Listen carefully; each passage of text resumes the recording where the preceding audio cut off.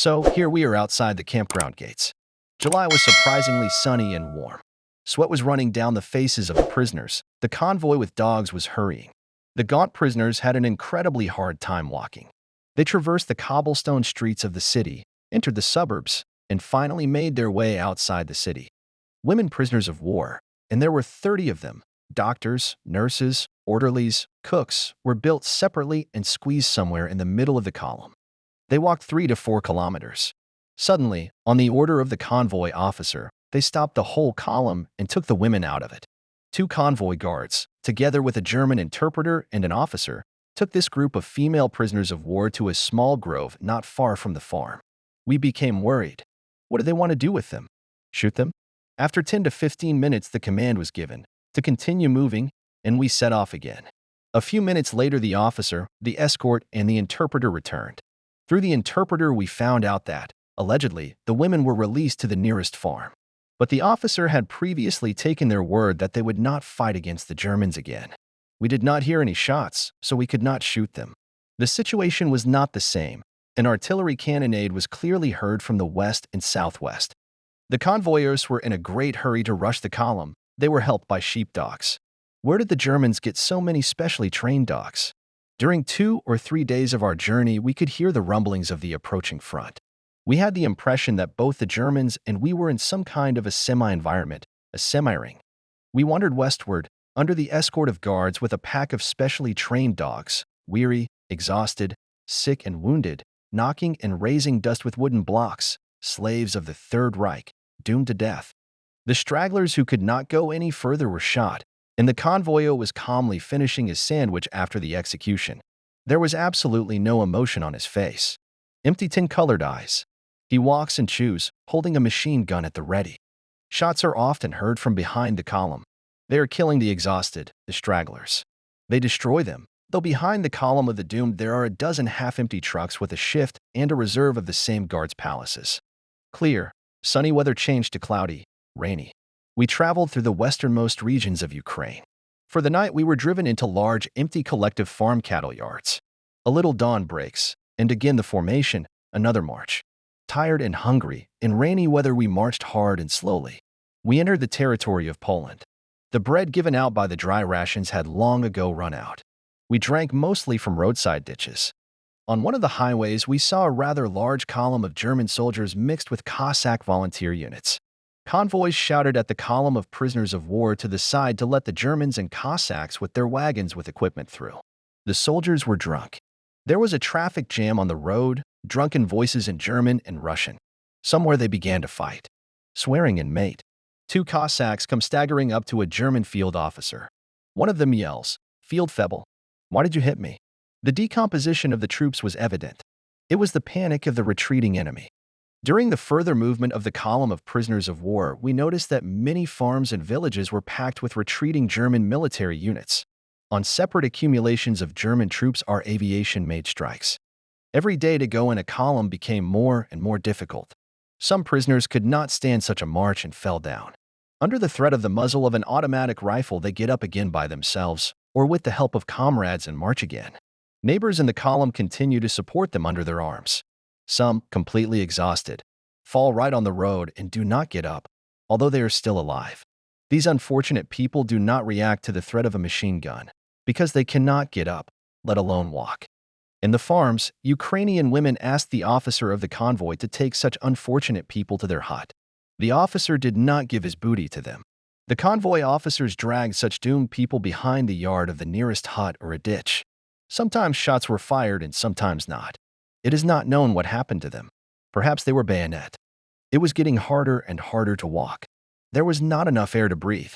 Suddenly, I also fell down and was no longer able to get up, although my brain was frantically prompting, "Get up, get up, otherwise death."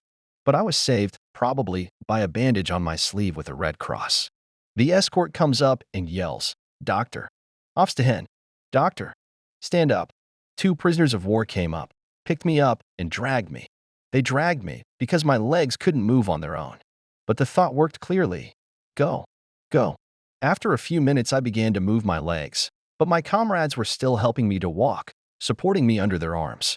Suddenly, the column stopped. An hour's rest was announced. Here I finally caught my breath. The unexpected stop had saved my life and the lives of many other prisoners of war. For the fourth time in captivity, death looked me in the eye at a very close distance. The first time was in the Konstantinovsky camp, when I was sick with typhus. The second time during the evacuation from the Dnepropetrovsk camp, during an unsuccessful escape attempt. The third time in the Vinnytsia prisoner of war camp when I was sick with dysentery. And now the fourth time. Boney let go. For how long? So day after day the column, like a ghost, passed countless farms, villages, towns and cities, up to the eastern border of Germany. Only by the Ukrainian and Polish towns separately preserved in my memory I can reconstruct the hard, exhausting way of our column. Lvov, Gorodok, Peremyshl, Chestiko, the rest of the cities. And even smaller settlements have long ago been erased from my memory. And we went not in a straight line, but in zigzags, bypasses. The speed of movement was uneven. We moved very slowly, stopping every 40 to 50 minutes. Then the Germans forced us to make a quick march. On the fourth or fifth day of the way, we met low mountains. Someone said that they were spurs of the Carpathians. It was especially hard to cross them. One climbed up, breathing heavily, with a pounding in the temples, and then descended again. Around some hills, the column made a circular movement on the principle of screw. This went on several times. Maybe in peacetime the Carpathians are really beautiful, but for us they were cursed. Short stops did not give us a chance to rest. It was raining incessantly. Torn clothes got wet. It was getting cold, especially in the high mountainous areas. Somehow, before reaching Czestochowa, the column was ordered to stop. It was in the evening. It was pouring fine rain, exactly passed through a sieve. It turned out that we would spend the night in the open air. Not far from the halted column, about 500 meters away, there was a manor house, a beautiful white two-storied brick house surrounded by pyramidal poplars and a garden. Around the house, all sorts of outbuildings. From the house, a well-dressed, beautiful woman came up to the escort, a middle-aged soldier, and asked in German, "Where can I find Mr. Officer?" "Mr. Baron is just next door," the machine gunner replies. He was indeed about 15 meters away from us. While she was walking towards the officer, I asked the escort, "Wer ist sie?" Who is she? Polnisch Gutsbesitzerin. Polish landlady. As soon as she approached the officer in charge of the convoy, my ears perked up.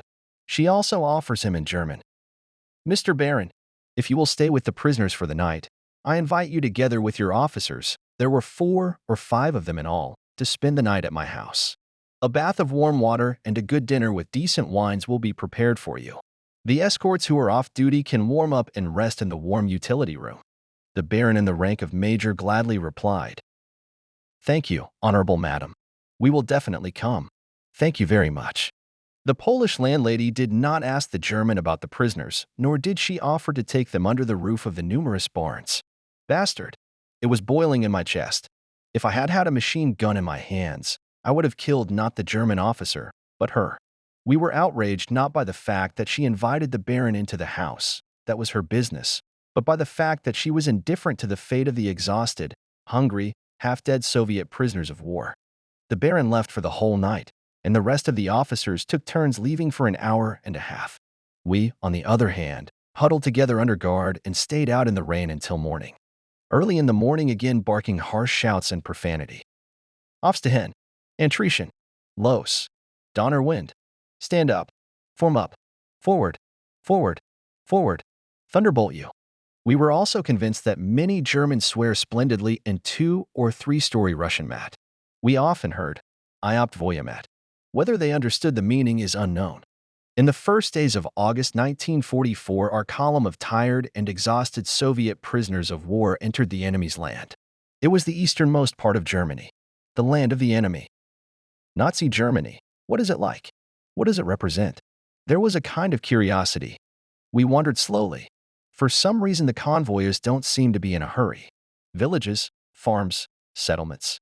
Good brick buildings covered with tiles, and none under an iron roof. Houses built for centuries, but how monotonous they are, similar to each other, like twins. So are the outbuildings. All the buildings are intact, not destroyed, no signs of bombing. There has been no real war here yet. The dreary look of rural settlements is slightly brightened up by the Gothic-style churches. The streets are clean and tidy. On the way of the column there are small groves, parks, and well-maintained ponds. Trees are thoroughly cleaned, trimmed, leveled, and licked. This is not the Bryansk forest in Belarus. Roads and paths, streets and alleys are asphalted. Yes, there was no war here, but soon there will be. There are quite a few passers-by. They say hello to the guards. Morgan. Guten Morgen. They answer them softly and mutually. Many bicycles, on them both old and young. Each bicycle carries a basket, suitcase, or other cargo. The composition of passers-by also attracted attention. They are mostly old men, old women, and children.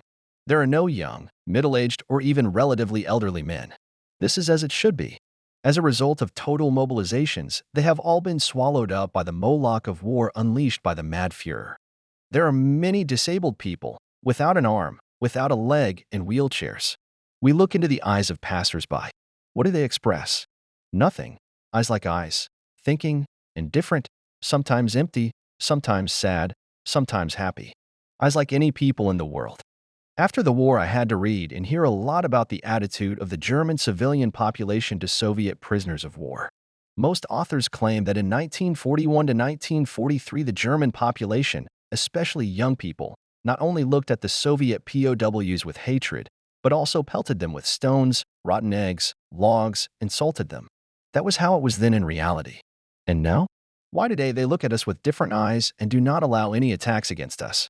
The fact is that it was already August 1944, and ordinary Germans began to think more and more about the course and outcome of the war. And if our column had been driven through the same settlements in August 1941, the reaction of the population would have been more angry. But despite the outwardly calm attitude of civilians towards us, we never saw a piece of bread, a carrot, or a potato thrown at the column. Yes, this is not Ukraine. Don't wait, they won't give it to you. That was the first impression of the Germans, and it was not a pleasant one. At 7 a.m. on the outskirts of a small village, we noticed an incomprehensible action.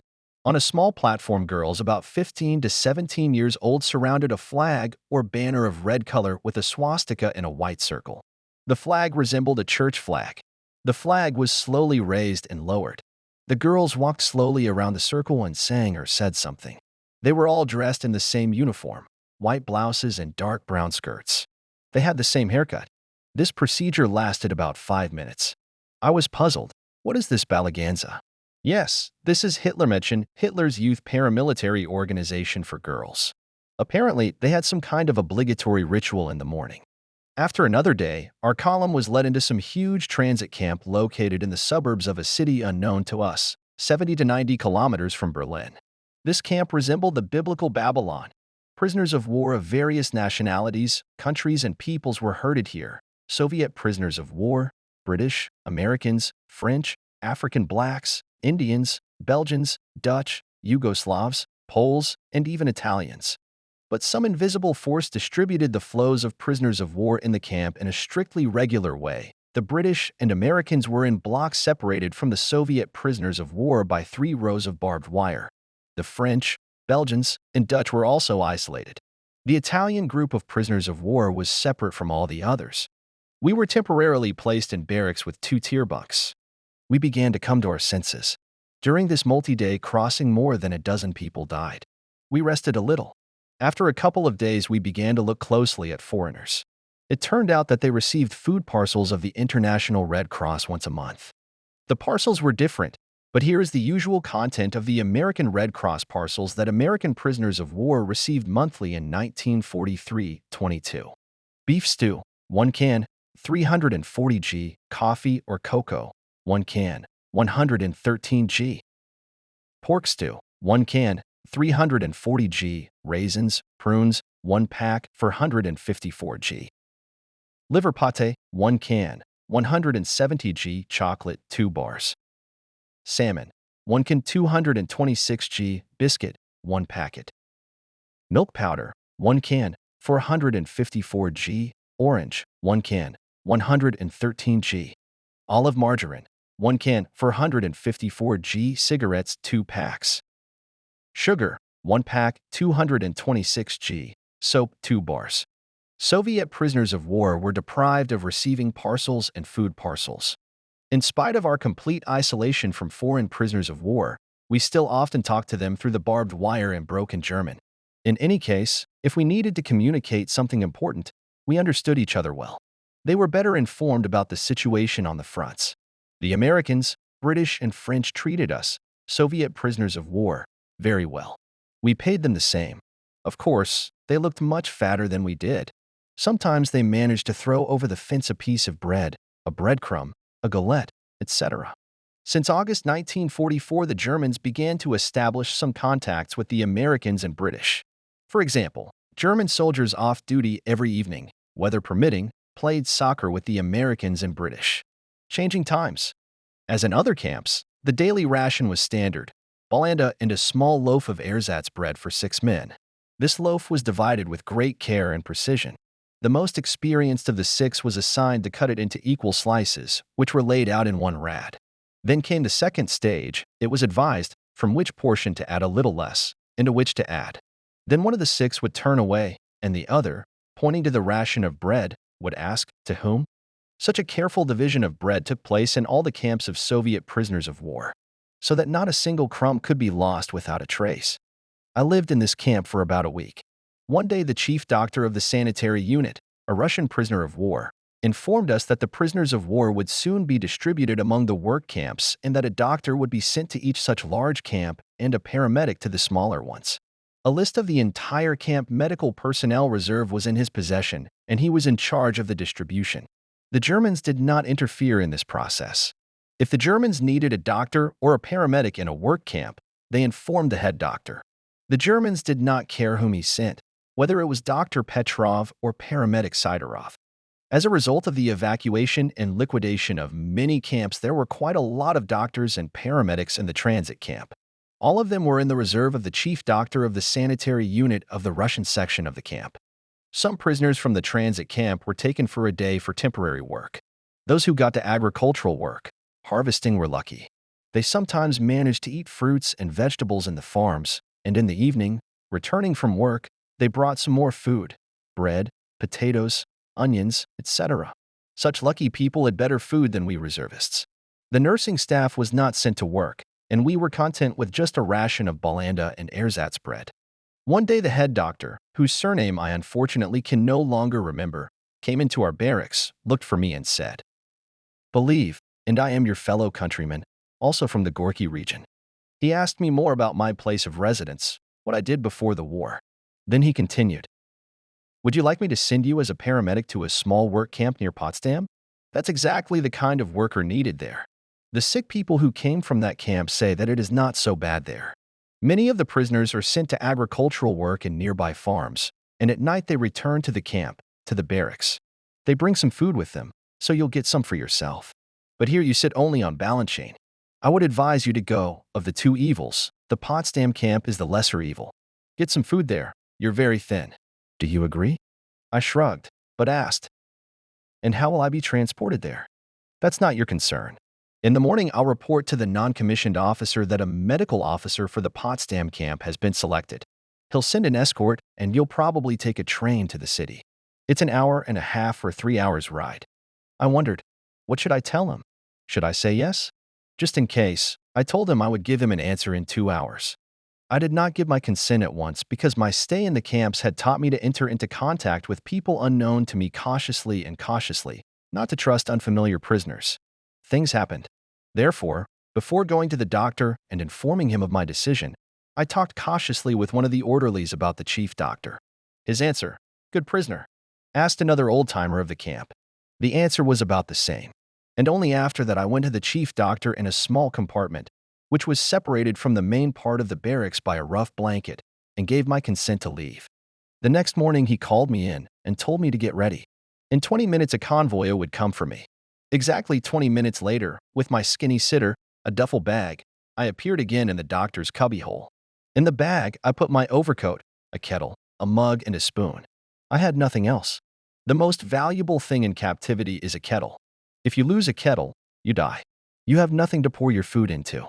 It was impossible to use someone else's kettle. The food was distributed at the same time, and the latecomers would not get any. At the doctor's office sat my escort, an elderly soldier about 57 to 60 years old with a carbine placed between his legs. The doctor handed me over to the escort, wished me to keep myself safe and not to get into any trouble. The escort stood up, put the carbine on his shoulder, and we set off. We walked about 1.5 kilometers to the railway station. The old man could understand a little Russian. I asked him how he knew many Russian words. And while we were walking to the station, he, where in Russian, where in German, told me the following about himself.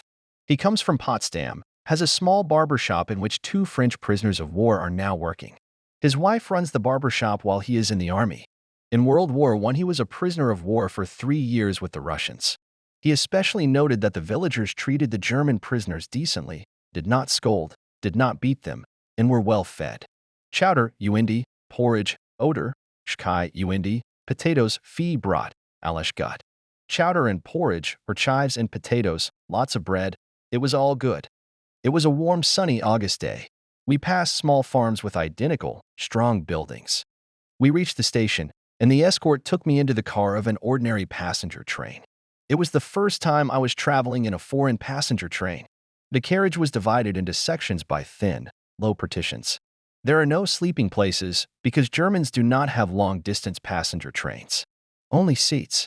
And the train is not like ours. There are 5 to 6 small cars attached to a small locomotive. There are not many people in the car, mostly grandmothers and children. The convoyeur shows me the seat next to him.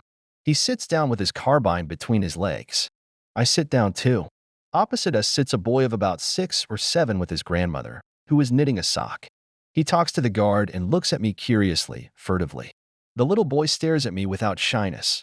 Probably his elders told him that Russians are like bears, hairy and with horns on their heads, but here sits an ordinary man, though thin and in decayed, burned-out clothes. I listened to the conversation between the escort and an elderly woman, who, without ceasing, is working rapidly with the fingers of both hands. The conversation is soft. Versteht Deutsch? Wohin fahren? Wirst du? Wirst unterarst. Fahren nach Potsdam, Arbeitslager. Does he understand German? Where are you going? Who is he? Yes, he understands. He's a junior doctor. We are going to Potsdam, to a work camp. I pretended not to listen to the conversation and not to understand them. There are few passengers in the carriage, and almost all of them are women and children. Hunched over, sit a few invalids. A sign of the hot breath of war. Almost all the women passengers are working. They talk and work. Mostly knitting socks, scarves, gloves. A hard-working nation, if they're so careful with their free time. But there's no fun in the carriage, you rarely even see a smile. That's understandable. A rare German family probably hasn't received a funeral. Rare elderly men opened the newspapers they had brought on the road. The woman sitting opposite me asked one man for a newspaper and unfolded it. I discreetly glanced at her. Front page. Lots of black boxes with crosses. I didn't realize what they were at first. Then I realized they were obituaries of the dead at the front. The Germans are eagerly reading. Died, died, died, died for the glory of the Führer. Well, you unleashed the war, not you personally, but you contributed to the rise to power of the Nazis. You supported the Führer. You will have to experience the bitterness of retribution. Take what you've earned. With my mind, I understand that the passengers of this car may have nothing to do with unleashing the war, but with my heart, I cannot accept it. Everyone, old and young, decently dressed. Late summer landscapes are flying by outside the window. Harvesting is going on. Rye is being mowed. Vegetables are being removed from the vegetable gardens. I notice that every square meter of vegetable garden area is used for its intended purpose. There are no weeds in vegetable gardens and orchards. Everything is well-groomed. You can't deny the German peasants' diligence and neatness. And to say, vegetable gardens and orchards are too small, tiny. It is impossible to compare them with the vast fields of Russia. They are incommensurable concepts. The same can be said about local forests. If we in Russia meet a forest, this forest, as a rule, extends for tens of kilometers. It is not a trimmed grove. And what to speak about the famous Siberian taiga, which has the size of thousands of kilometers. Mostly old men, old women, and children work in the fields and vegetable gardens. These are the results of total mobilization. There are gardens, groves, forests, numerous chimneys of factories, plants, and other industrial enterprises. The train is dragging slowly, like a turtle. I look at the boy and mentally ask myself a question. What will you be, little boy, when you grow up, when the war is over? An executioner of other nations? Or an honest, hardworking German? In the meantime, he scrutinizes me, from head to toe. Probably the first time he sees a living Russian. I thought about it and lowered my head. Suddenly, I hear some rustling from all sides. I lifted my head and I don't understand anything. Where are these sounds coming from? It turned out that all the Germans sitting in the car, minute by minute, almost synchronously began to unfold knots, newspapers, boxes. They took out sandwiches, bottles. They ate, chomped. The brunch started all over Germany. I got hungry drooling. Instantly, there was irritation and anger. Don't wait, Russian prisoner. No one will give you anything here. This is not Ukraine, a foreign nation. And it's not that Germans are frugal people, that all products among the civilian population are distributed strictly on cards, but probably that the Germans sitting in the carriage were simply afraid to do so. The Gestapo network of espionage and denunciations kept German citizens in fear. They were just afraid of each other. You helped a Soviet prisoner of war. Not only is that unpatriotic, but it's treason against the Reich. Finally, after a 2-hour drive, we arrive at the bustling train station. As in all train stations of the world and here rushing, many-faced and many-voiced people. Few people pay attention to us. Several times the escort was asked by civilians where he was taking a Soviet prisoner of war. He answered that he was escorting me to the Potsdam camp, and there were no more questions.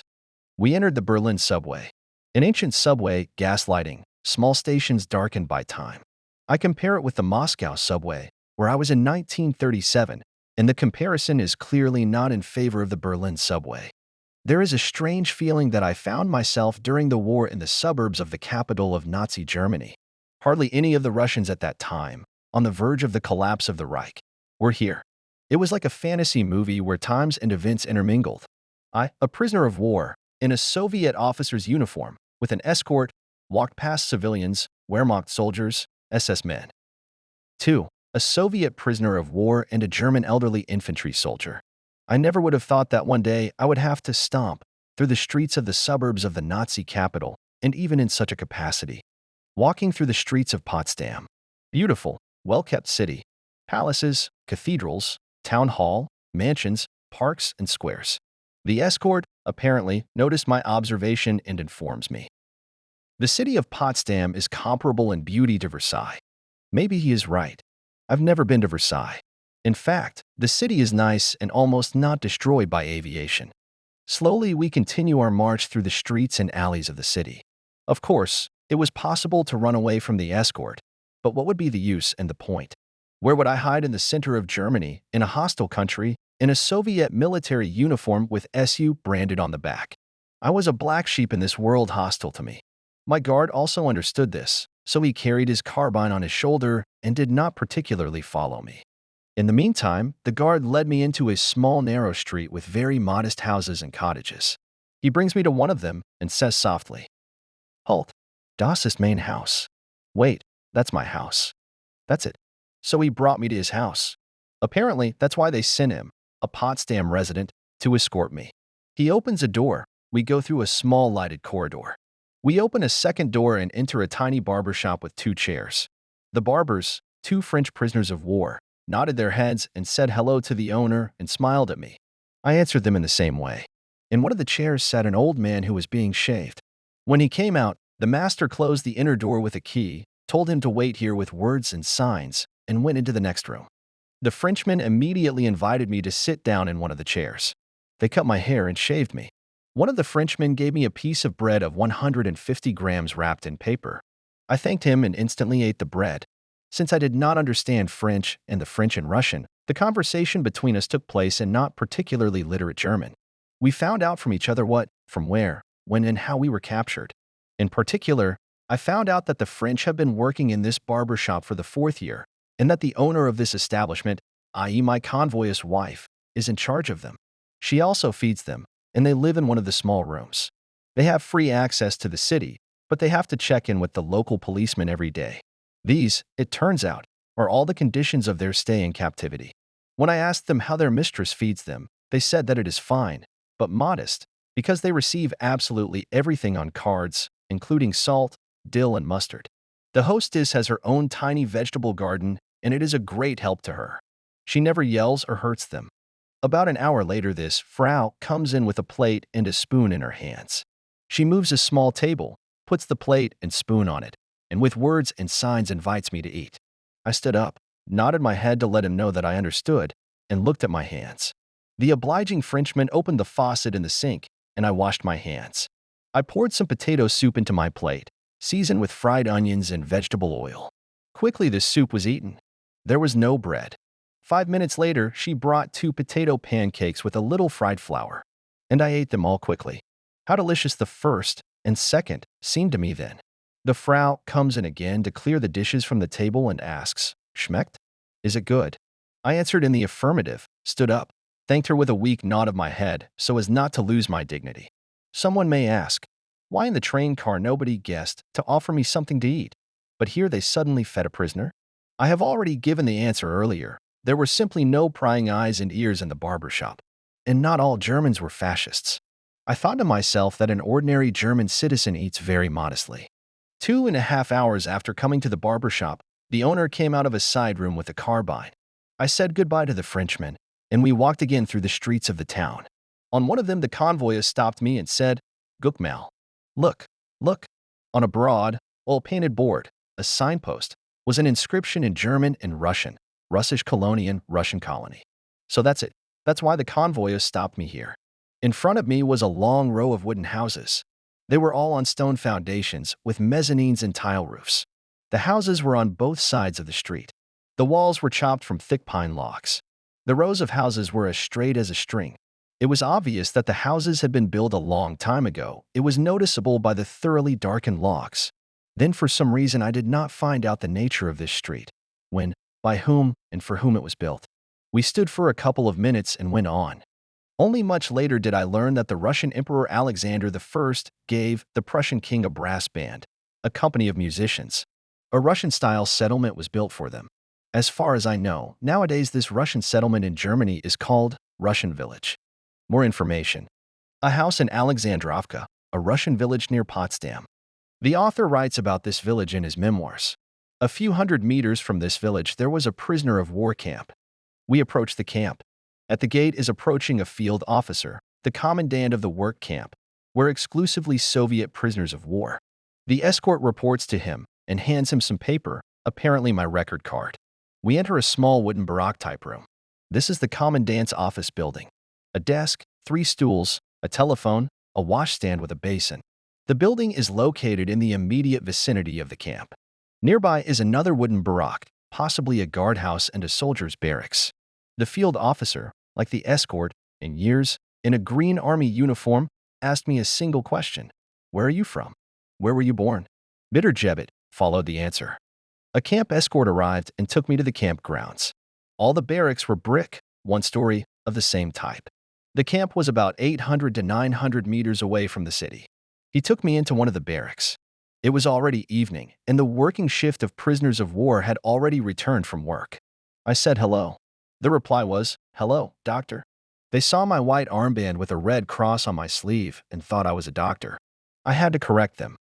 "Guys, I'm not a doctor. I'm just a military field officer." "Well, still a doctor," several voices resounded. There was no need to object, nor was there any point.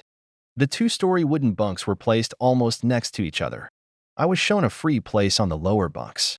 I lay down a little. I thought about it. A new stage in my life was beginning, if you can call such an existence life.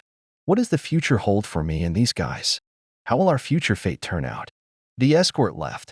The guys, seeing my condition, came up to me. "Doctor, don't get upset, though we are fed badly, but we bring something from work, especially potatoes and bulb. We'll share." We asked each other questions, got acquainted. The age of the prisoners varied, both young and middle-aged. Russians, Belarusians, Ukrainians, Tatars. While I was resting a bit, they had already boiled potatoes in pots and cauldrons. They brought them from work. "Doctor, let's have dinner with us." We ate. Potatoes are so tasty compared to the tiresome camp food. The German guards began checking for prisoners of war at 9:30 in the evening. In each barracks, there was a lineup of prisoners in the presence of a field officer and 1 soldier. They count them, close and lock the door with a big weighty lock on the outside. The windows have thick metal bars. Before the formation for the night in the barracks, prisoners bring the infamous parasha. All night long, a single bulb shines dimly at the ceiling, embedded in a netted metal lampshade. The first night in the new place, I couldn't sleep for a long time. Snoring, moaning, incoherent mumbling in his sleep, stale air. There were 26 people in the barracks, and the room was small. From time to time, in the windows of the barracks gets a bright light of searchlights, which are on guard towers and periodically comb the territory of the camp. At 6 o'clock in the morning, the locks rattle. Open and immediately the command. Offs to hen. Wake up. We stood up and waited. From each barracks to the kitchen goes one for ersatz bread, two with a can for surrogate coffee or tea, a dark liquid sweetened with saccharin. We divide the bread according to the principle of to whom? Half an hour later, line up for work. Several work teams, but the work is different. The prisoners of my barracks for several months are taken for agricultural work in the nearest farm to one rich peasant, Gross Bauer or simply Bauer. But this Bauer, as I was told, did not offend our brother prisoner in any way. He made him work to the best of his ability and provided him with food after work. He gave out potatoes, onions, cucumbers, even garlic. Other work teams were sent for reconstruction work after bombings, construction of some objects, economic works. To each column going to work, escorts with carbines were assigned. There were no automatic rifles, I noticed that. In the morning, all the prisoners were dispersed to work, and I was left, alone. During the day, the barracks were not locked by the Germans. I began to walk around the camp. Its territory is relatively small, and there are about 600 prisoners of war in the camp. Uncertain for me in the camp is the range of my medical duties and the availability of medical preparations and facilities. What to do in the field of medicine, I assumed, but what means and possibilities I would have, this was still unknown to me. However, on the eve of my departure from the transit camp, the chief physician told me that he had sent 24 aspirin tablets, some Calsex, Pyramidon, tannin, and bandages to the Potsdam camp. Before my shipment, the head doctor also asked me to remember the following. The commandant of a work camp has an interest in keeping his prisoners of war healthy and able to work. In case one of the POWs becomes seriously ill, he will try to get rid of him by sending him back to the distribution camp. In his place, a healthy POW would be sent to the work camp. But the sent sick man would find himself in a most dire situation. Whereas before his nutrition was supplemented with vegetables from the farms, in the distribution camp there would be nothing but mockery and humiliation. That's why, said the head doctor, a lot will depend on you. Do everything you can to convince the commandant of the patient's speedy recovery and the undesirability of sending him to the distribution camp. As I walked around the campgrounds between the barracks, I recalled the instructions and advice of my senior medical comrade in rank and age. But so far I had a vague idea of my duties. Apparently, the matter would become clearer the next day. Unobtrusively, I observed the guards. At the corners of the camp territory there are towers, guards with carbines on them. From tower to tower along the barbed wire slowly walk German soldiers, also with carbines. Thus, unlike in the stalags, in the work camp the Germans are guarded not with machine guns, but with carbines. Dogs are also absent. There is no current running through the wire. Most of the guards are elderly Germans. From all these observations I concluded that the guards in this work camp were somewhat weakened. The next day the field flebel explained to me my duties. Every morning I must thoroughly clean the barracks room. Medical care was to be given only as needed. He further explained that the first aid kit with the minimum of medicines was in the service barracks outside the camp, that is, behind the barbed wire. Hence, for every trifling pill or bandage I together with the victim and the escort must leave the camp, go to the service barrack, enter it, and ask the field officer for this and that. If he authorizes it, you can take it. And if he does not allow it, then you have to go back to the camp. In case of a more serious illness, the escort must take the sick prisoner of war and meet some garrison sanitary unit, which is located 1.5 kilometers or 2 kilometers away from the camp in the town of Potsdam. He did not explain what this garrison sanitary unit was. Several days passed. Every evening columns of prisoners came to their barracks. They often brought potatoes, carrots, onions, and sometimes garlic from agricultural work. In my barracks, a small stove was heated in the evening and dinner was cooked. They brought firewood with them from work. One day I said to them, "Guys, I'm eating you a little, eating the food you brought." "No way, doctor. What kind of conversation can there be? Why do you have to sit alone on one meal?" Nice guys. Even though I explained my military rank to them, they all kept calling me doctor or by my name. In age, they were the same age as me or a little older, except for 3 or 4 elderly prisoners. After another day of work, one POW came into the camp with both hands wounded. I was summoned by the escort outside the camp gate, and I went with him to the administration building. The field officer pointed to the first aid kit and went about his business. He was writing something at his desk. The comrade's wounds were not serious, not dangerous. The first aid kit had absorbent cotton, bandages, iodine tincture, and even a solution of Rivanol, the sterility of which I doubted. All trophy, that is, ours. I made a treatment and applied a bandage. While working, I discreetly examined the interior of the room. On one of the walls is a huge and very detailed map of the European part of the USSR. In German, I approached it. The map was so detailed that on it I even found my native village Azrapino. Immediately I felt sad. On the other wall were various orders and instructions concerning the regime, security, and treatment of Soviet prisoners of war. I paid special attention to these orders, believing that next time it would be necessary to familiarize myself with them in more detail or at least to understand their meaning. Soon I heard the voice of the escort, calm, calm. Thus I had to visit this barracks several times, as a result of which I thoroughly understood the meaning of the orders about Soviet prisoners of war. The essence of them was as follows. All the papers bore the inscription Supreme Command of the German Armed Forces. It was noted everywhere that a Soviet prisoner of war must necessarily be accompanied by an armed escort. His weapon must always be in readiness. POWs must have wooden blocks on their feet. It was obligatory to brand the clothes of prisoners with indelible paint. Under no circumstances were the prisoners allowed to have contact with the civilian German population, as well as with the population of the occupied areas. Convoys and prisoners were forbidden to talk, except in special cases connected with giving instructions at work. At the slightest breach of order and behavior, it was prescribed to beat a prisoner with sticks or truncheons. A list of violations and the number of blows for each offense was given. Escape was punishable by firing squad or concentration camp. In work camps, it was ordered to see to it that prisoners of war did not rest. Each POW's card must have his fingerprints on it, made with black indelible paint. No contact between Soviet POWs and POWs of other countries was allowed. On German territory, physiological contact between a Soviet prisoner of war and German women was never allowed. For violation, the prisoner of war was shot, and so on and so forth. Under all orders and instructions, the same signature, Field Marshal Keitel. This is who, it turns out, was the main torturer of Soviet prisoners of war. I repeat that such cruel orders and instructions concerned only Soviet prisoners of war.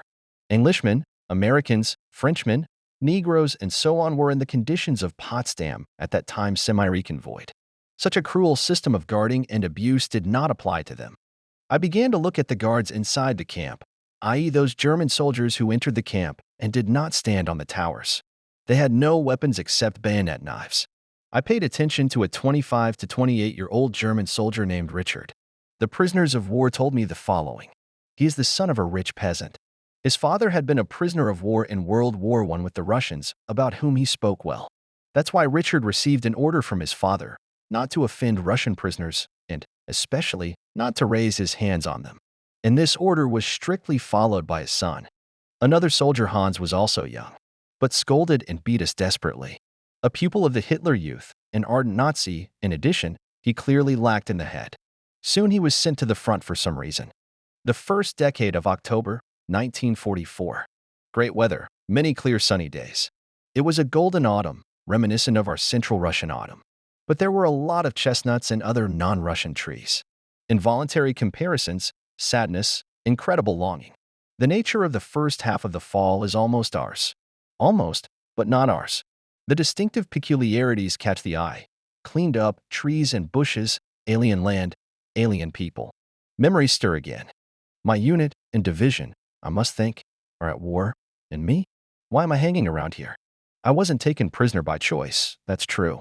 But somehow some prisoners managed to escape from captivity. What did the captured officers from Sevastopol teach me? Why couldn't I escape? Why didn't I use every opportunity in my native Ukraine? There the population would have been able to hide me and transport me to the right place. Nikolshin managed to get out of the Dnipropetrovsk camp. And me? Why am I being driven like a sheep further and further to the west and driven to Germany itself? All these thoughts were weighing on me and depressing me. In my spare time, I was going through all this. How could I break the hateful chains of captivity?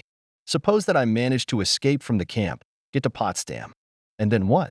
Any old German woman would turn me in to the Gestapo or the police. So days went by under these agonizing worries and reflections. Fieldfebel, the commandant of the labor camp. Who is he? Cautiously, I began to ask the prisoners about him. They gave quite an exhaustive answer. A peasant, his family lives in a farm near Potsdam. He has 6 children. In our terms, that's a lot. He doesn't behave well with Soviet prisoners of war. Comrades told us that at the beginning of 1944, he took away from the prisoners 3 times all the vegetables they brought from work. As a result, they were hungry for a long time. He used his car to take all the vegetables taken away to his home. Did he beat the prisoners? No, he did not, but he scolded them severely. Many teams of prisoners were sent to the city to remove the rubble, the result of bombing of Potsdam by the Anglo-American bomber aviation. It was hard and exhausting work. Allied aviation in the late fall and winter of 1944-45, as well as in March and April 1945, the city was bombed very intensively. In the early spring of 1945, Soviet aviation also carried out intensive bombing strikes on the city's military facilities and troop concentrations. It is fair to say that during the raids not only on the territory of the camp, but even near it, not a single Soviet or Allied bomb fell. One day, teams of prisoners who were working to remove rubble in the city returned to the camp sullen and depressed. I asked them what was wrong. One of the prisoners told me a frightening picture. They were removing the rubble of residential buildings after an American air raid. The inhabitants were pulled out from under the rubble, the living, the dead, and the wounded, old men and women, women and children. A terrible and depressing picture. One does not even want to have dinner after such work. We know how cruelly the Germans destroyed our towns and villages, destroyed the civilian population, but those were fascists in black and green uniforms. And we have no grudge against these victims, tormented old men, women, and, especially, children. They are not to blame for the atrocities of fascism on our land. But there is nothing we can do about it. Such are the costs of the aggressive war of conquest of German fascism towards its own people. Such is the other side of the coin of a war that we did not start. Then the prisoners of war told about their work in the city. The bombing of Potsdam by the Allied Air Force destroyed many of Potsdam's residential buildings. People remained in basements, under the rubble of collapsed houses. Where the basement windows were blocked with stones, people suffocated. Where possible, they broke through the walls to bring in fresh air. Many were pulled out wounded, many already dead. Some survivors walked aimlessly through the ruins, muttering something. Prisoners of war, civilians, and German soldiers worked to save the inhabitants of the city. After the dismantling of the rubble was completed, the inhabitants of the surviving houses began to bring bread to the prisoners. With shaking hands, not yet recovered, they handed it to their deliverers with the words, "Danke, danke. Thank you, thank you." During the bombardment of the city at night, German soldiers with an additional escort took all the prisoners out of the barracks and into deep trenches they had dug. The prisoners were driven into these trenches and guarded heavily. We had the impression that all this was done not to save the lives of the prisoners, but to prevent the prisoners from escaping from the barracks during bombing raids. Our work team once met 2 French prisoners of war in the city at work. It turned out that during air raids, the German command allowed American, English, and French prisoners of war to leave the territory of the camps and go to the field or to the nearest farms. After the bombing was over, they would return again. This permission was given only to Allied POWs. Soviet ones were not. At the end of November, one prisoner from our barracks fell seriously ill. Severe cough, fever, suspected acute bronchitis or pneumonia. I reported it to the guard. The guard reported it to the paramedic. A captured paramedic had no right to give a sick man a day's leave from work. In this case, the paramedic sent the sick man and me with the escort to the city to a small garrison sanitary unit, which was located 1.5 kilometers away from the camp. A German military doctor admitted Germans, soldiers, and civilians first. We were ordered to wait in the common room. I sat down on a bench with the sick man and the escort. About 10 minutes passed. The front door opens and 2 American captured soldiers and 1 Englishman enter. The sick men, they greet each other mutually. Allies, after all. They arrived at the garrison sanitary unit without any guards. The Allies sat on another bench, but next to us. Our escort went to the open door to smoke. The Americans and we wanted to make conversation, but I didn't understand English, and they didn't understand Russian. I had to resort to German, willy-nilly. One of them spoke decent German. He came over to me. I asked him a question that worried me. What's new on the fronts?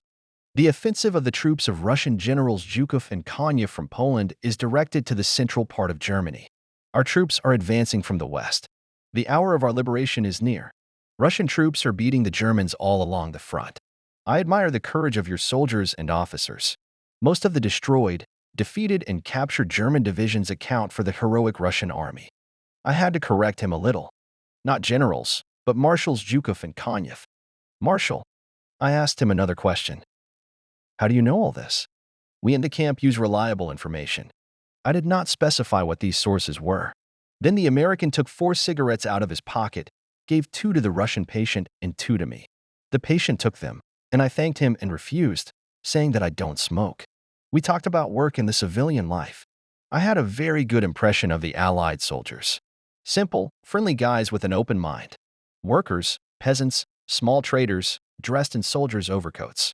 For myself, I noted that they do not separate the concepts of German and fascist. For them, they're all Bashi. In their concept, a German and a Nazi are one and the same. Now, 60 years after the end of the war, I remember this conversation.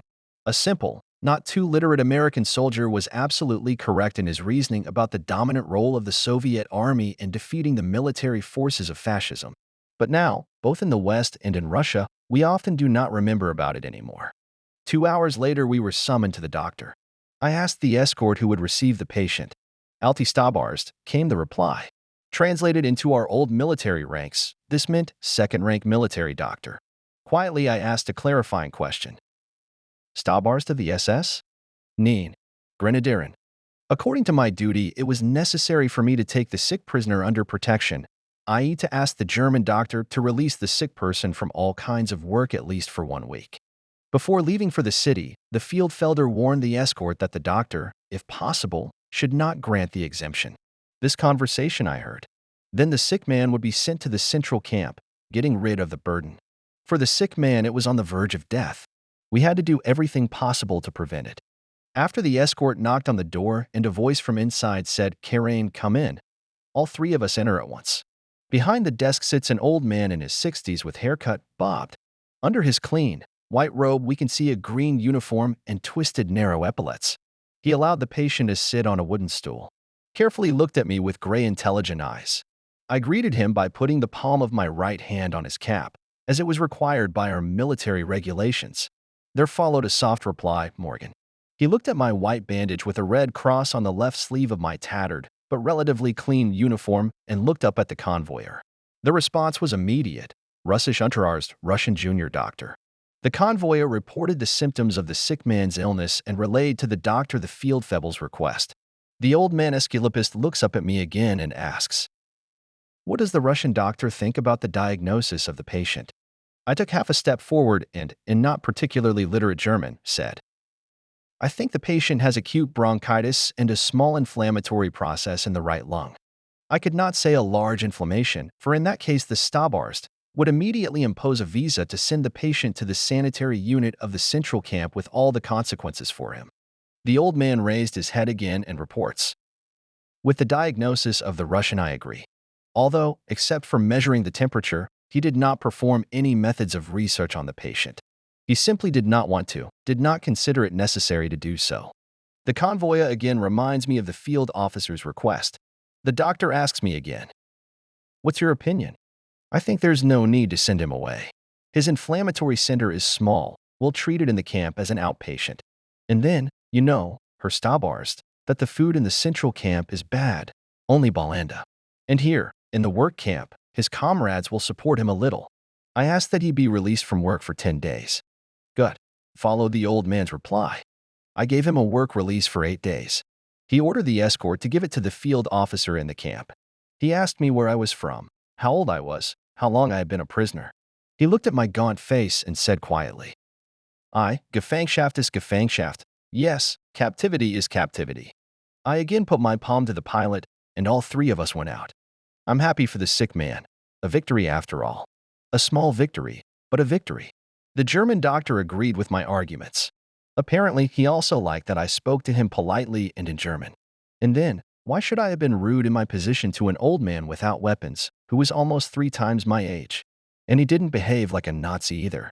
Fieldfebel's scheme failed, but I understood perfectly well how he would meet me.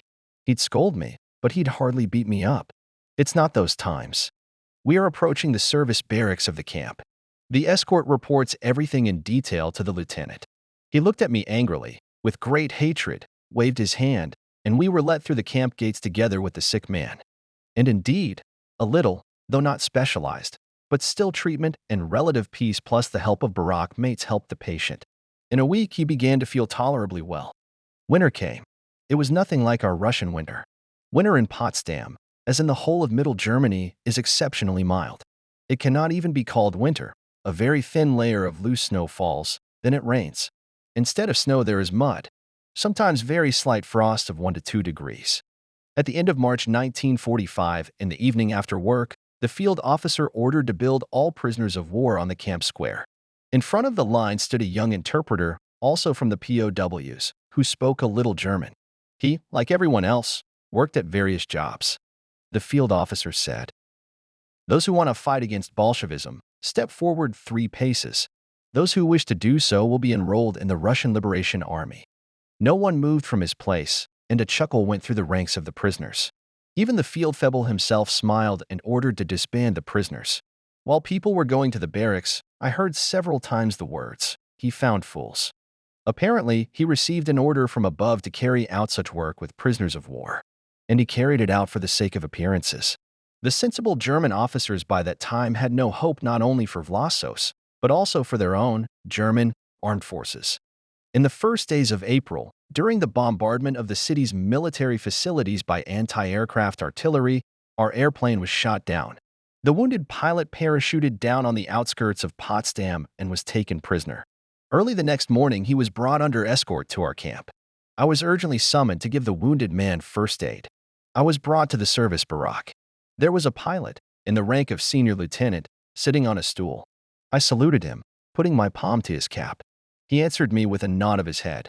Around him stood 2 field officers. There was a change of camp commandants, and 1 guard with a carbine. The Germans withdrew a little, and I started dressing him. He was wounded in the leg below the knee. The pilot looked a little confused. He was still unable to realize how he had fallen into enemy hands and where he had been led. Leaning over to clean the wound, I quietly explained to him, "You have been brought to a work camp for Soviet prisoners of war. It's next door behind the wire.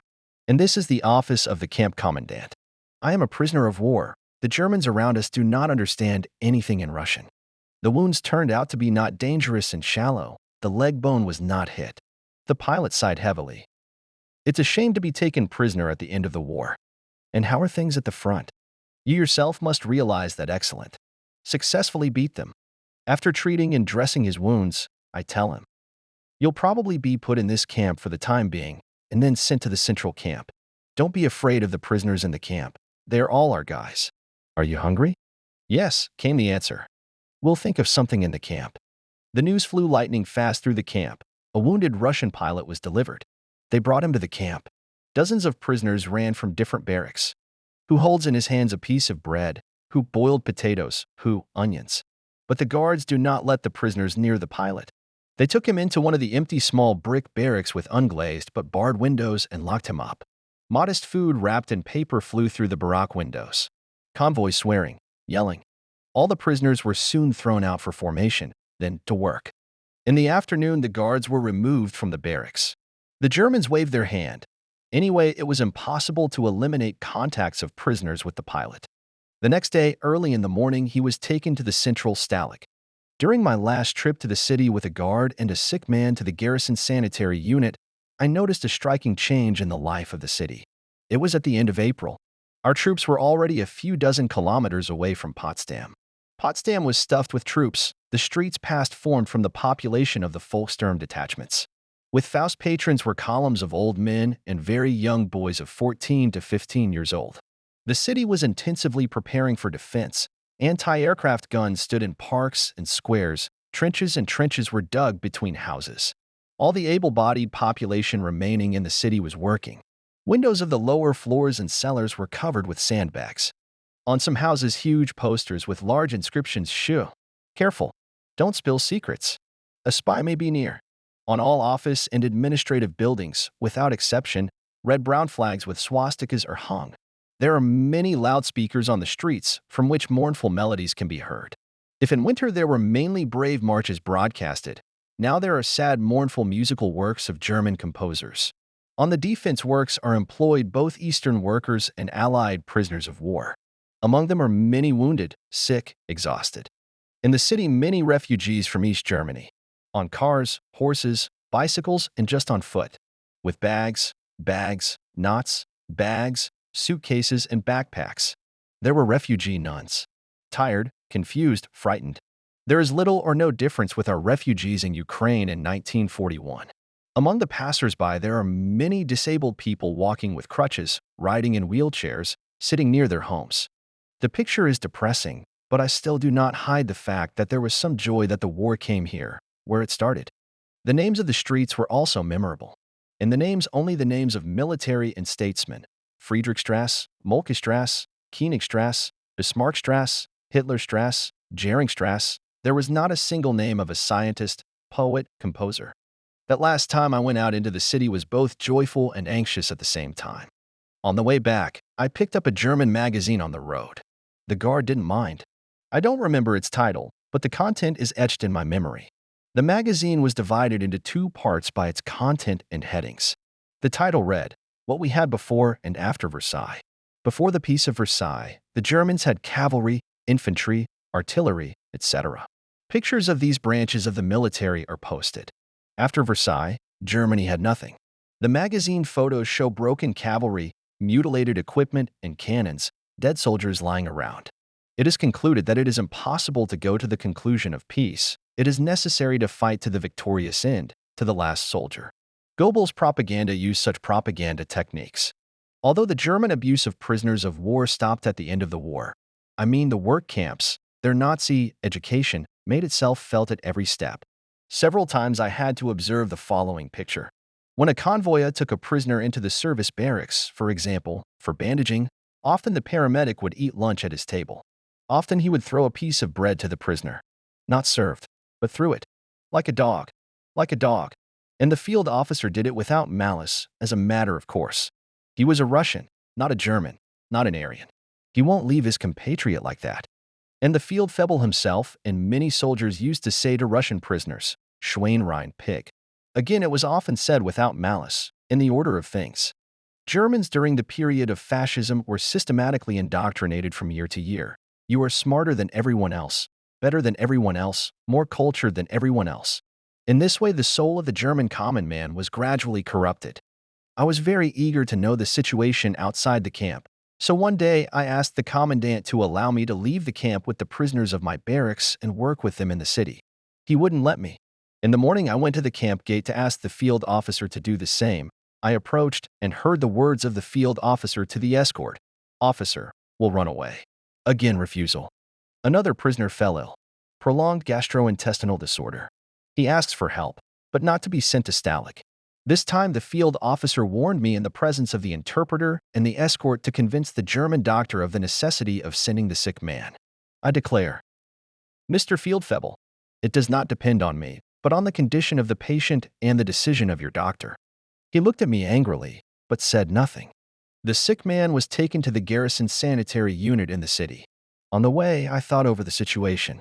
Maybe the doctor could be persuaded that the sick man had simple diarrhea and it was premature to send him to the central camp. But what about me and the field officer? The old doctor easily agreed with my arguments. As we walked back, I thought to myself, well, hold on, Ivan, now you'll be thoroughly flogged. And indeed, as soon as the escort reported the results of the visit to the doctor, the Feldfebel attacked me with the most selective language. I'm silent. In a week, the sick man began to recover noticeably. Also, in the beginning of April, all prisoners were announced that on that day work was canceled.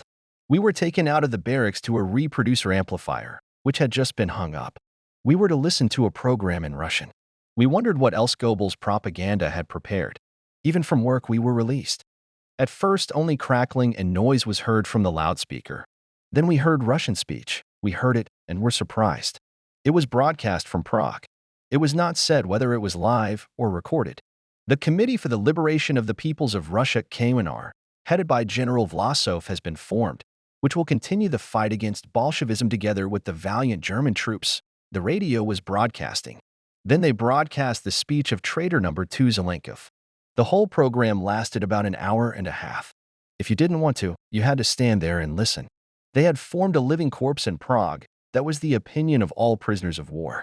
At the same time, we were extremely concerned that this committee might go for a forced mobilization amongst Soviet POWs. In these last days for themselves, both the Germans and the Vlasovites could go for anything. This thought was so strongly and deeply embedded in the minds of many prisoners that we could not sleep that night. We talked in our barracks until morning. Where's the way out? The only way out is to escape.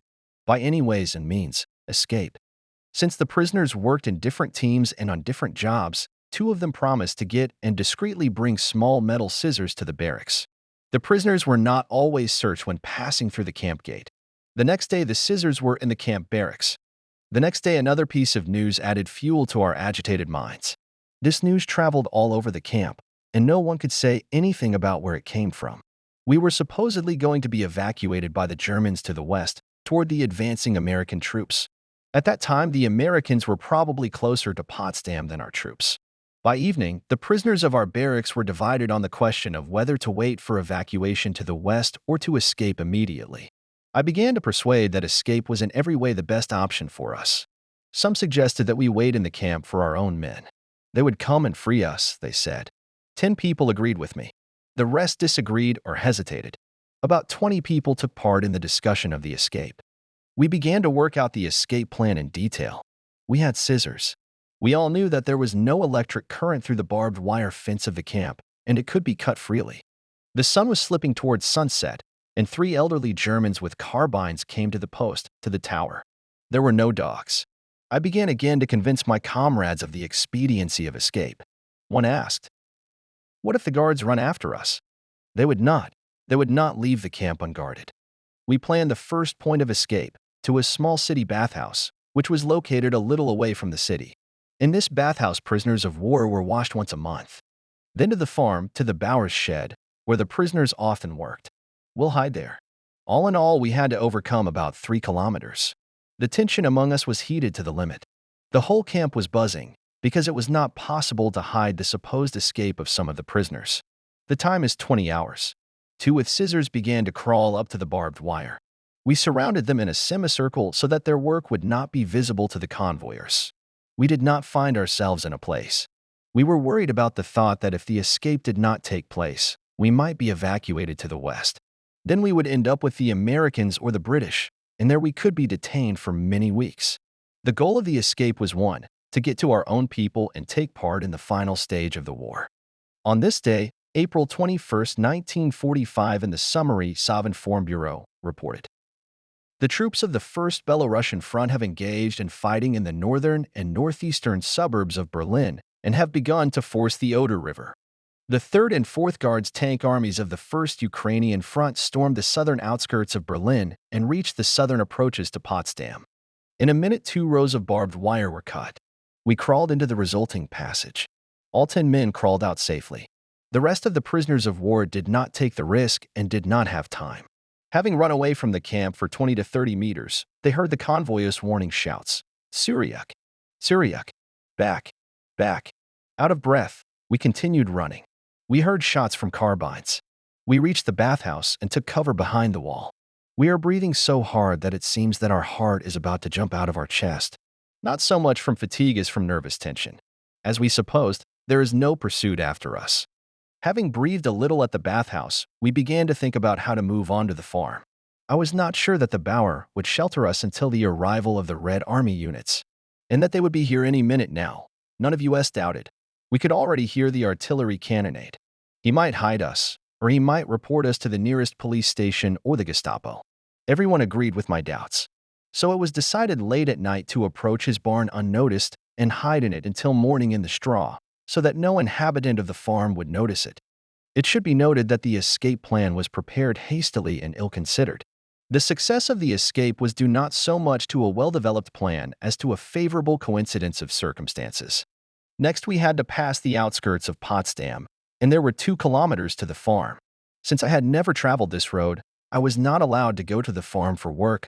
I asked my comrades if there might be German soldiers on the way.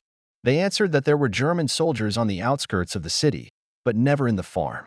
It was decided to march through the town in formation, and if a patrol stopped us, to say that we were going to the farm to work. But there were no German guards or patrols with us. The plan failed, but we had no other way out.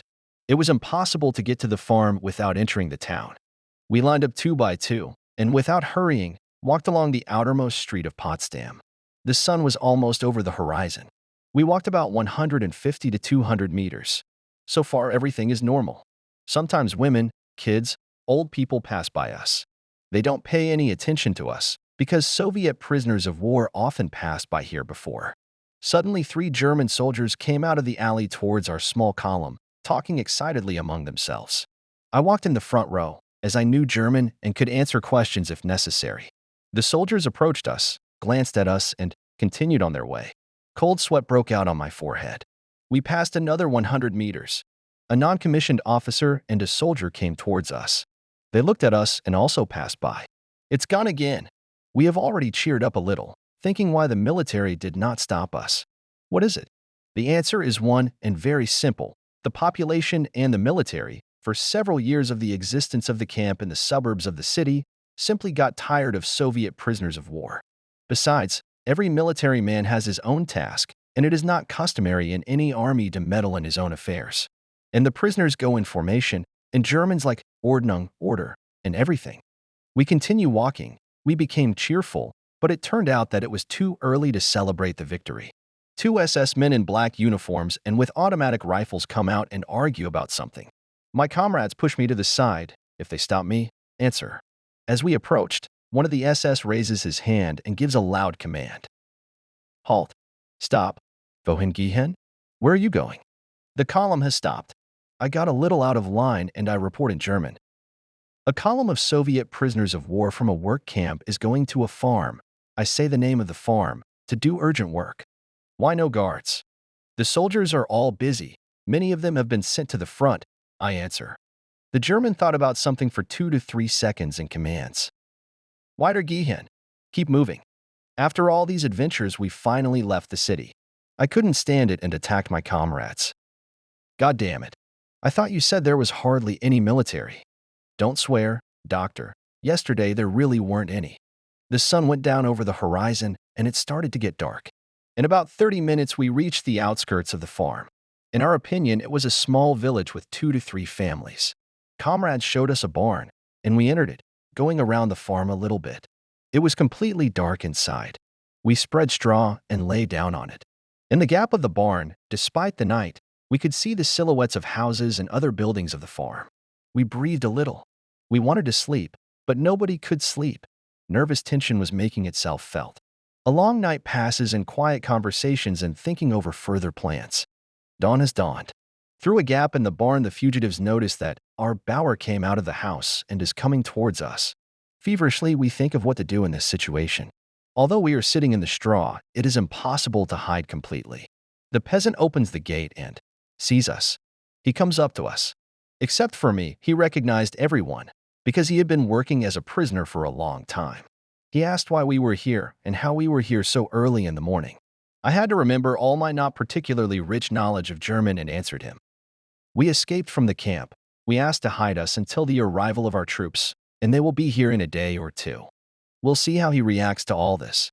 Gut, kommen Sie mit, okay, come with me. What do we do? Where will he take us? To the farm, to his home, or maybe to the Gestapo, the police, or the local gendarmerie? We ask. Where will you take us? To my home. Don't be afraid. I won't do anything bad to you. We decided to go because there was no other option. The villagers were still asleep, and we had the impression that the peasant had noticed us at night when we entered the barn. That's why he got up so early to check the contents of his barn. We walked a little way through the farm and entered a small wooden barn familiar to the prisoners, which was located on a small outskirts of the house. The prisoners often warmed up in this shed and with the permission of the owner cooked potato soup in the stove. They entered and closed the door behind them. Hitler has a bad head, said the peasant. He started a war against 3 great powers. We were silent. Then he said, I'll go home. You wait for me. I'll lock the door. Don't open the window or unlock it. Talk quietly. We sit and talk to each other in a half-whisper. We watch what's going on around us through the slits. Nervous tension doesn't subside. We don't know how the host will behave in the future. An hour passes, the second, the third. Suddenly from the corner of the cattle yard comes out our peasant together with a major and an armless non-commissioned officer. Instead of his left arm, he had a prosthesis with a radio behind his back. They are walking and talking excitedly among themselves. We carefully follow their route. Now it was clear that all three of them were heading towards our shelter. We could not hear their conversation yet. It looked as if the Bauer had given us away and wanted to hand us over to the military authorities. Our nervous tension had reached a peak. How stupidly we'd gotten ourselves into this mess. We had no defense, not even a pitchfork. All three of them stopped a few steps away from our barn. The non-commissioned officer is tuning the radio off his shoulders. I've got my ears on as much as possible. Suddenly I hear the major speaking to the peasant.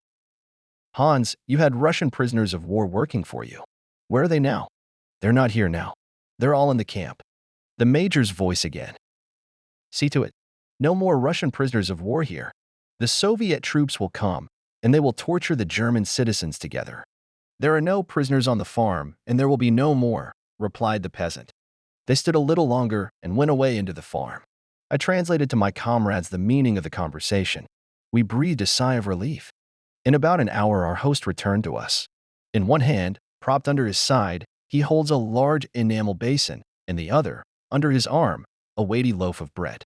He opens the door and says, I've butchered a calf, brought you the lungs, intestines, and bread. There is firewood here. Heat the stove and boil your soup. We thanked him and started to work, especially as hunger was already making itself felt. But I asked him, Mr. Bauer, what kind of military men were here recently? They were trying to determine the distance to the front line by the sounds of artillery cannonade with the help of a radio. He locked us up again and left. We made ourselves some soup, ate, and calmed down a bit. Now, having acted in this way, the peasant was unlikely to betray us. Twilight came. The owner comes in again and says that we will spend the night in the same place and leaves. We talk among ourselves in a low voice. We don't light the fire. It's the second night we haven't slept. Early in the morning, the peasant invites us to come with him. We are again wary, but we go. He takes us into the basement of his strong brick house. In the basement, there are a lot of mattresses, blankets, pillows. He warned us to stay here and not to go anywhere.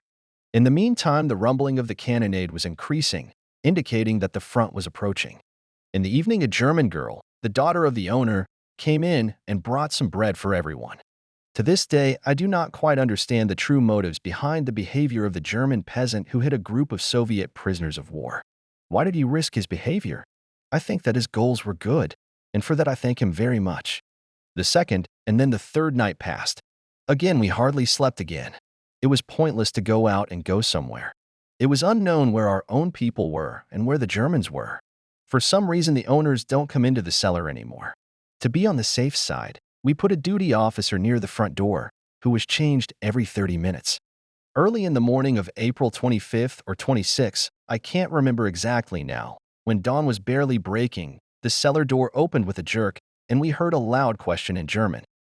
Wer ist yes? Who's here? Our duty officer, instantly made out the form of a military man standing at the door, shouted joyfully, Guys, ours. We hastily began to go out of the dark basement to the street. The military man, in the rank of petty officer, stood with a machine gun in a carelessly thrown cloak tent and a pilot's cap on his head. We continue to climb, and he is still holding the automatic rifle, watching our every move warily. Of course, he noticed we were unarmed. We quickly surround him. Without lowering his weapon, he asked loudly and imperiously, Who are you? Excitedly, interrupting each other, we began to explain that we were prisoners of war who had escaped from the Potsdam camp for Soviet prisoners of war. The petty officer, still holding his automatic rifle, asked another question. Are there any Vlasovites among you? No, we are all from the same camp. We have known each other for a long time. Before that, we were also together in other camps.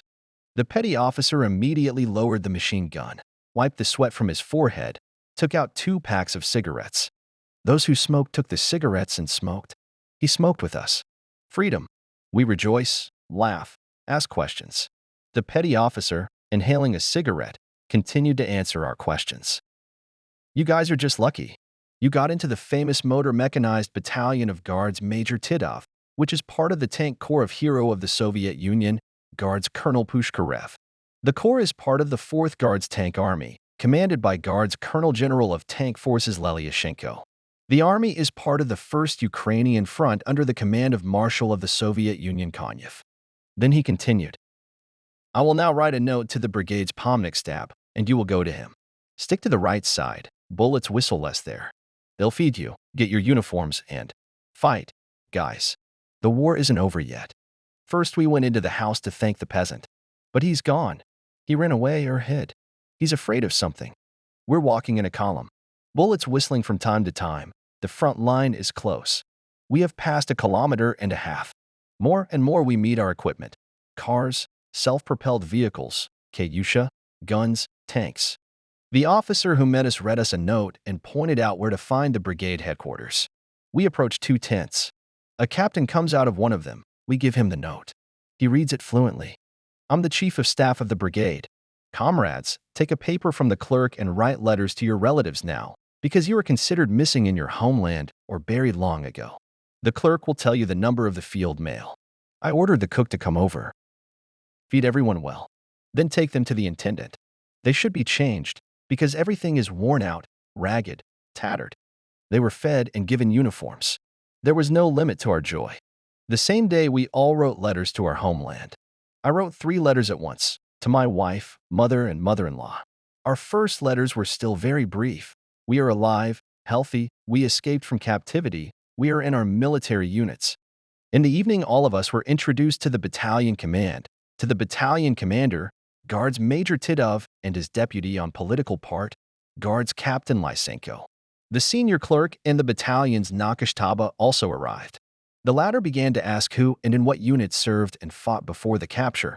I answered that I had fought as a military field officer in a squadron of the 161st Cavalry Regiment of the 1st Special Cavalry Corps. Do you remember the number of the order on awarding you the rank of military field officer? Asked Nakashtaba. There was no order to award the rank. We were graduated from Kharkov Military Medical School early, saying that the order would come later, directly to the front in the army formations. Whether the order came later or not, I know nothing about it. The chief of staff looked at me and said, Since you do not know the order to award the rank, it is not even known whether there was such an order, we cannot immediately restore your military rank. Maybe it will be sorted out after the war. You are a literate man. I advise you to go to the communications platoon of the battalion. The soldiers will help you quickly learn simple techniques. I agree to join any unit, including the communications platoon, as you recommend, I answered him. All right, go ahead. So I found myself in the communications platoon. Petty Officer Babenko met me.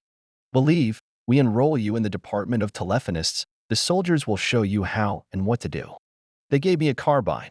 Soldiers of the department met me and 3 other former prisoners well, fed me once again, then began to ask where I was from and where I was in captivity.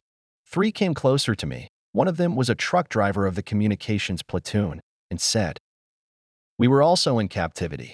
We were liberated by our troops in Poland. Now we are fighting. I quickly mastered the field telephone equipment, and with the soldiers, wherever ordered, began to pull coils. The coil was deployed or rolled up very quickly. That was the requirement. The first 2 or 3 days were difficult. I had no skill. Physically, I was still weak, and the work was often carried out under the whistle of bullets. Gradually, I got involved in this military labor. Staying in captivity in German fascist camps was left behind like a nightmare. I was fed, as they say, to the brim, but I refrained from eating a lot of fat. Numbers 28 or April 29th, when our motor mechanized corps as part of the 4th Guards Tank Army with fighting entered the area of the city of Potsdam, had to observe a curious picture. Among us, in addition to our soldiers and officers, there were many Polish soldiers and their Confederates. It turned out that one of the units of the Polish army, our ally, had also entered Potsdam. Potsdam was taken by our troops from the southwest, from the side of the town of Luckenwald. Separate fighting still occurred. We had to smoke the Germans out of cellars and attics. We had to face such methods of fighting on the part of the Germans. A Faustnik would fire a Faust patron from around a corner, hide, and a few seconds later he would come out with a white rag in his hand. If we don't react, he repeats everything again. In one of the battles with enemy machine gunners and Faustniki, Petty Officer Babenko, firing a machine gun, in the heat of battle, did not notice how from behind the corner of the building SS man was preparing to shoot at him. It was noticed by Private Simonenko. Everything was decided by a fraction of a second. Simonenko gave his turn first. After the battle, the petty officer and his savior drank 100 grams of front. The city was depopulated, but the inhabitants cautiously, with fear still began to appear, come out of houses and cellars. They need water, food. The city suffered little during the capture. A lot of magnificent mansions, palaces, public buildings. We went into one of the houses. It's clear from the furnishings that it was not a poor family. The owners ran away, and all the furnishings remained untouched. And suddenly it caught my eyes. In the living room there was a clearly Ukrainian rushnik, then women's Ukrainian outfits. In the next room hung paintings by Russian artists with such familiar landscapes. Apparently, the owners had something to flee from.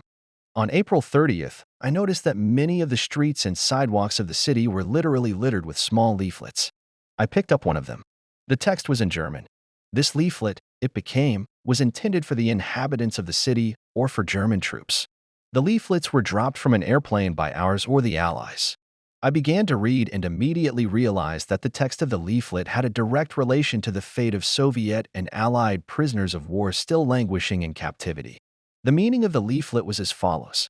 The government of the Soviet Union, the United States of America, and Great Britain seriously warns all commandants of Allied POW camps, guards, Gestapo, SS, SA, SD, gendarmerie, and others for the safety of all prisoners of war.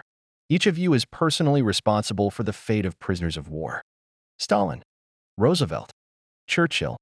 After the war, I was able to ascertain that this was a statement by the governments of the USSR, USA, and UK on the responsibility of German camp commandants, etc., for the safety of Allied POWs in their custody.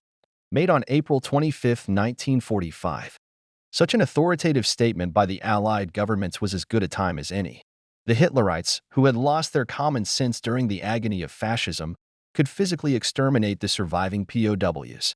And this authoritative statement had positive results. It cooled the ardor of executioners and sadists. It would seem that the Nazi Reich was on the eve of its demise. But, despite this, the enemy troops in Potsdam fiercely resisted.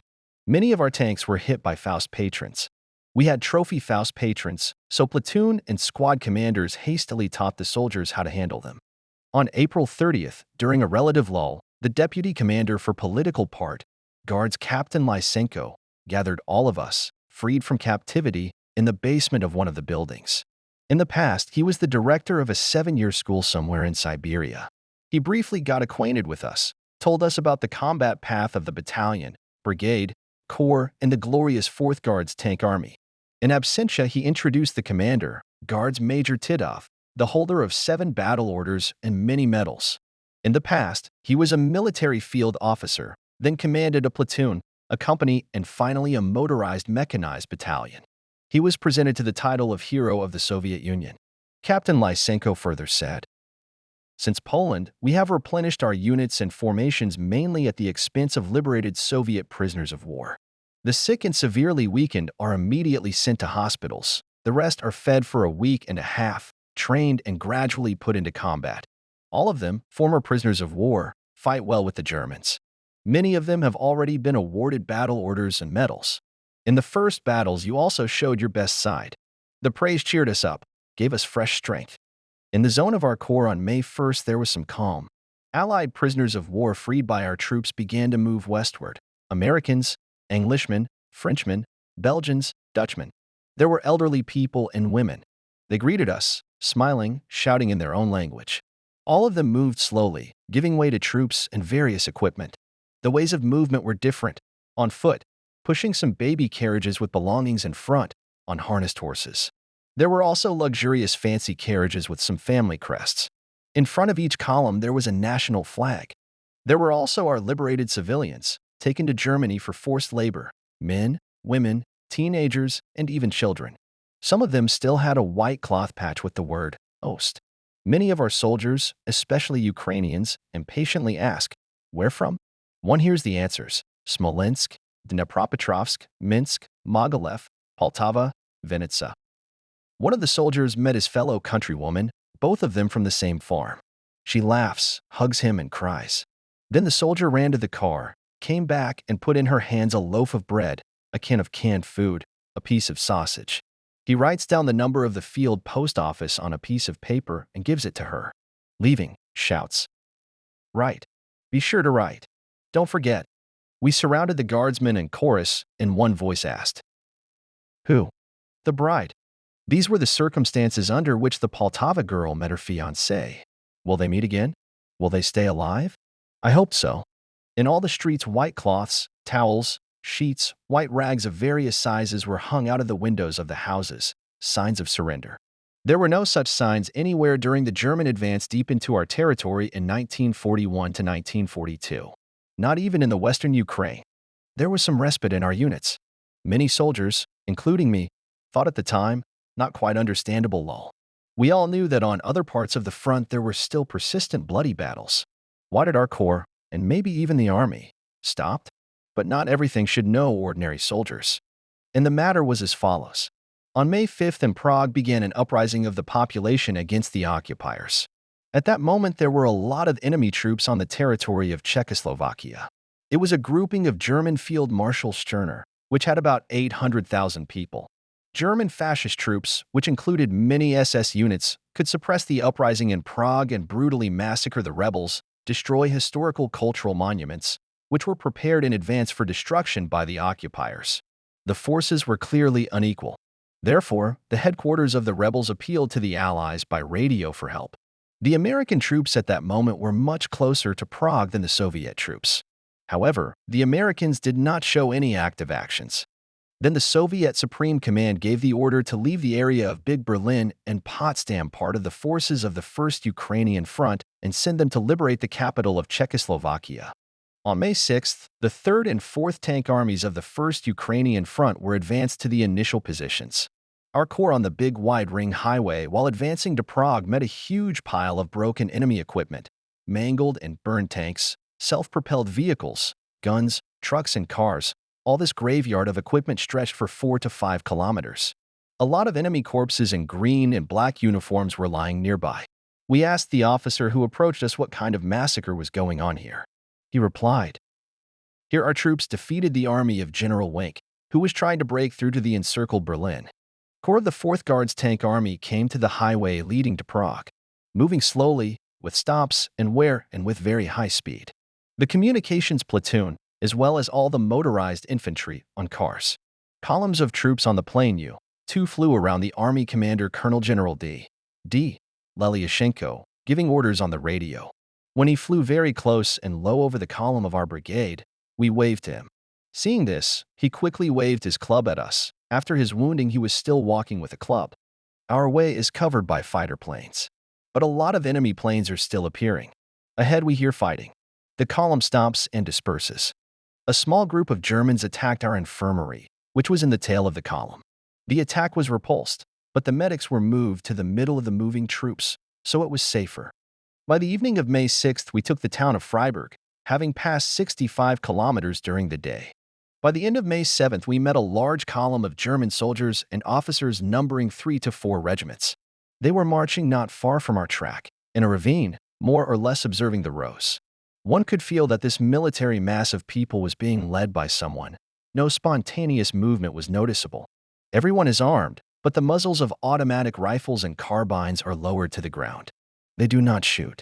Having equaled, the column stopped. Neither Germans nor ours did not take any action. The distance between us was no more than 50 meters. Battalion and brigade commanders were in some contemplation. What to do? What to do with the Germans? To take prisoners, and if they resist, to fight and destroy them? But in 2 to 3 minutes the order was received by radio, not to get involved in the battle, to let the Germans into our rear. Apparently, this grouping of Germans will be dealt with by others. We continued to move forward to the borders of Czechoslovakia. By the end of May 7th we crossed the Ur Mountains.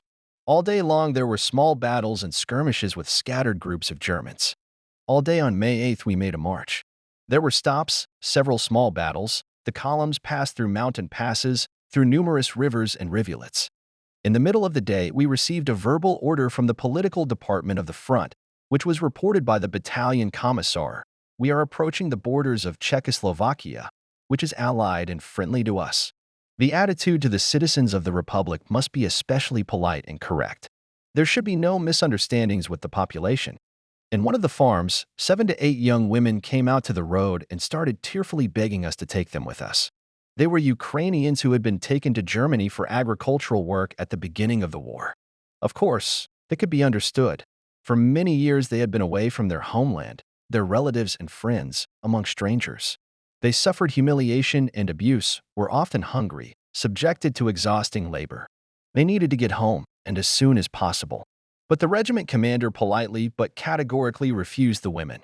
We had other tasks not related to the problems of civilians. In the next farm, the same picture, and again the refusal. Our compatriots could not get to their native places on their own.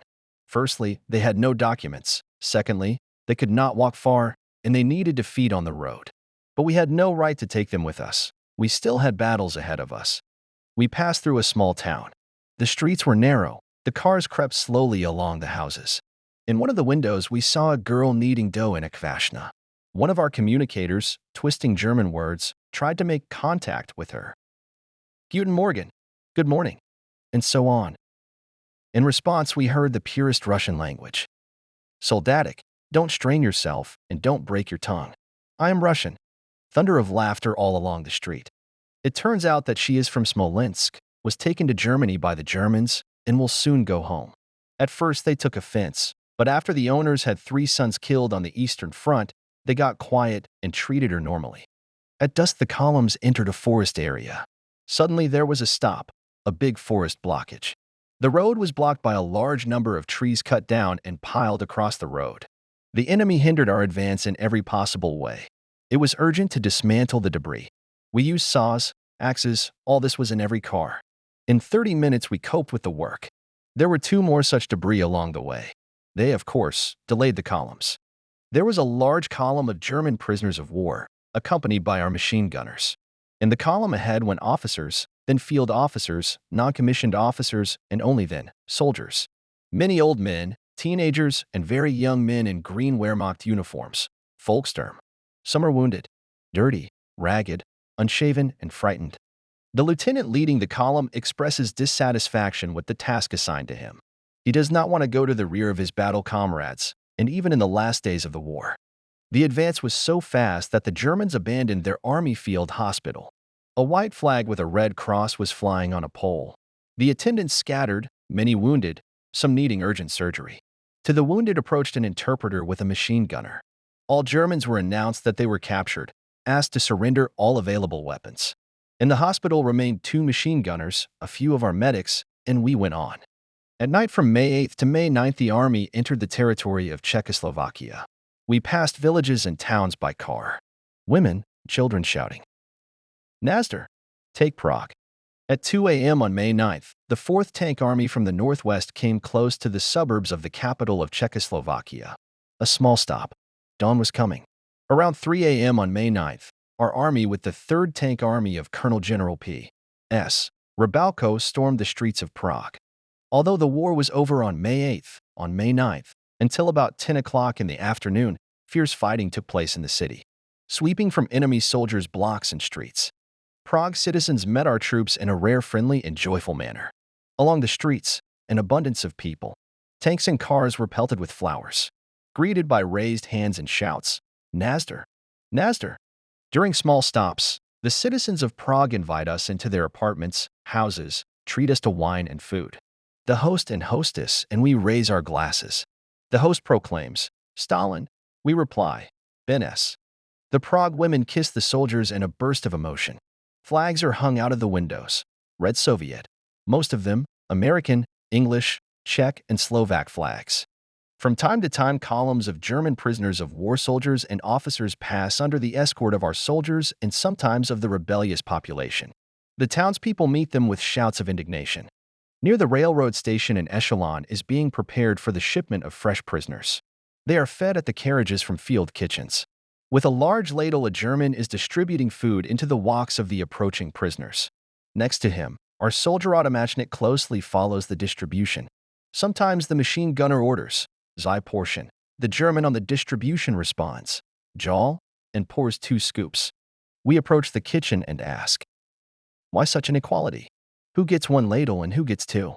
This wounded man has lost a lot of blood. We need to feed him. And that one over there is too skinny, and a teenager. We should pour more too. You can't understand the Russian soul. Just when they were enemies, but now they feel sorry for them. After 10 o'clock in the afternoon, there was silence. Unusual silence. I could not believe that the war was over, but until the late evening the troops and residents were on the streets of Prague and celebrated Victory Day. In the evening of May 9th, the personnel of our corps was withdrawn from Prague for several kilometers to some forest area. We unfolded tents. The everyday peaceful army life began. In 2 or 3 days we received the first letters from our relatives. I was lucky. I received 3 triangles at once from my wife, mother, and mother-in-law. The first letters in 3 years. I opened each one with trepidation. What is it? How is it? Is everyone alive and well? My wife writes that my daughter Lida is growing up. We survived 4 hard war years. It was hungry and cold, but now everything is fine. She reassures me. They are waiting to go home, because demobilization should be soon. Fresh issues of newspapers were regularly delivered to the tents. Krasnaya Zvezda, Pravda, Izvestia, and others. Greedily read all the news. Army everyday life consisted of morning exercises, rifle training, communications training, political training, dead hour, lunch and dinner. Wartime movies were often shown in the evenings. Once the newspapers reported that the bodies of Goebbels, his wife Magda, and 6 children who had been poisoned were found in Berlin. On May 2, 1945, in the center of Berlin in the bomb shelter building of the Reich Chancellery, at 5 p.m. the charred corpses of a man and a woman were found, with the corpse of a man of short stature. The foot of his right leg in a half-bent state, stubby, with a burnt metal prosthesis, he was carried out into Berlin Street. The Nazi uniform, dark woolen pants and a light brown tunic, all in shreds, and rusty traces of fire. The wind rubs his yellow tie, a yellow silk loop around his black, charred neck. Before he died, Goebbels destroyed 6 of his own children. The circle of murder was closed. Poison, fire were the means tested in the concentration camps. 24. I saw Goebbels' propaganda in action, the devastated lands of Ukraine, the death camps, the ditches with tortured people, the mockery and trials of constant starvation, the terrible hatred of the Russian people and their customs. But I saw Goebbels himself, and it was under the following circumstances.